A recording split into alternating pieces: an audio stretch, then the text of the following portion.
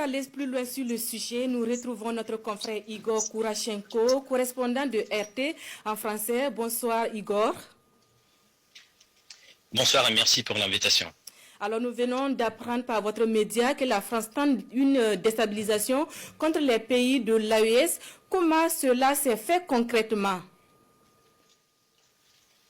Oui, alors hier, le service russe des renseignements extérieurs a publié un communiqué où il a parlé des tentatives de la France de déstabiliser la région, mais aussi d'avoir une revanche politique en Afrique. En effet, on voit une certaine baisse de l'influence française en Afrique et moi-même, j'ai fait pas mal de pays africains et dans mes échanges privés et publics avec les responsables africains, avec les gens ordinaires, avec le milieu d'affaires, eh bien, on constate le manque de la volonté de la France de coopérer sur la base gagnant-gagnant.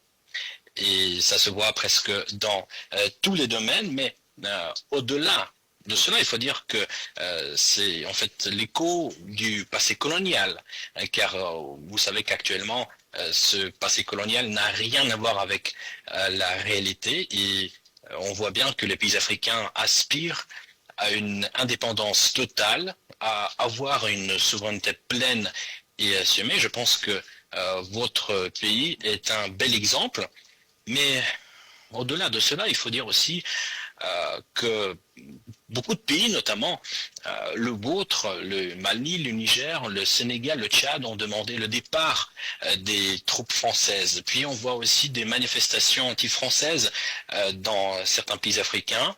Et puis regardez comment ils essaient d'influencer dans le domaine médiatique. Il y a, je pense, quelques jours, le média français Jeune Afrique a été interdit au Mali pour apologie au terrorisme. Et puis vous savez aussi que RFI, France 24 ont été interdits dans certains pays africains. Et je vais vous dire aussi un exemple absolument affreux, c'est que la chaîne franco-allemande Arte a pénétré illégalement sur le territoire malien pour faire un documentaire. Et ils ont présenté les terroristes comme les combattants pour la liberté. Bien sûr, on ne fait que condamner ces tentatives de la part de la France. Alors, est-ce qu'on peut faire le lien entre cette volonté déstabilisatrice avec la récente attaque de l'aéroport de Niamey? Oui, tout à fait. Cette attaque s'inscrit parfaitement bien dans la déclaration du service des renseignements extérieurs russe. Et tout d'abord, je voudrais dire que le ministère russe des Affaires étrangères a condamné cette attaque de manière la plus ferme possible. Et puis, je pense que le président nigérien a dit qui se cache derrière cette attaque et parmi les acteurs étrangers, on y voit bien sûr la France. Mais je pense que c'est clair pour tout le monde. Organiser, mettre en œuvre cette attaque, c'est impossible sans le soutien externe. Alors, quel intérêt pour la France, par exemple, de participer à l'assassinat du président Traoré dont il était question dans le dernier coup d'État déjoué au Burkina Faso?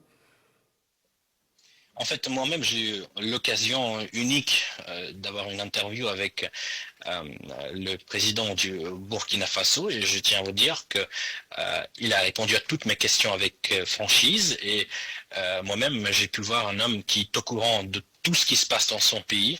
Il maîtrise parfaitement bien la situation et bien sûr, c'est quelqu'un qui défend les intérêts de son pays. Bien sûr que pour la France, ce n'est pas le meilleur candidat.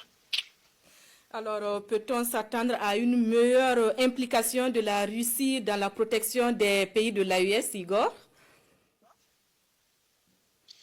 Mais alors, en fait, tout ce qui est militaire, vous savez que les négociations se déroulent dans la plupart des cas à huis clos. Mais ici, je peux constater que de la part de la Russie, il y a une volonté absolument franche de développer le partenariat avec l'AES dans tous les domaines, y compris dans le domaine militaire. Je vous rappelle que la Russie a été le premier pays à reconnaître l'AES. C'est un geste qui en dit long sur les intentions de la Russie et sur la bonne volonté de la Russie. Alors, face à ces tentatives de déstabilisation, quelles sont les marges de manœuvre des pays de l'AES à votre avis, Igor? Alors ici, il y a plusieurs axes. Tout d'abord, je pense que le premier pilier pour assurer la sécurité, eh bien, ce sont les entraînements dans le cadre de l'AES. Mais ici, on peut mentionner aussi le soutien externe et la coopération militaire avec les pays à qui l'AES fait confiance. Merci Igor pour toutes ces précisions. Je rappelle que vous êtes le correspondant en français de Russia Today, média qui a relayé les manœuvres déstabilisatrices de la France en Afrique.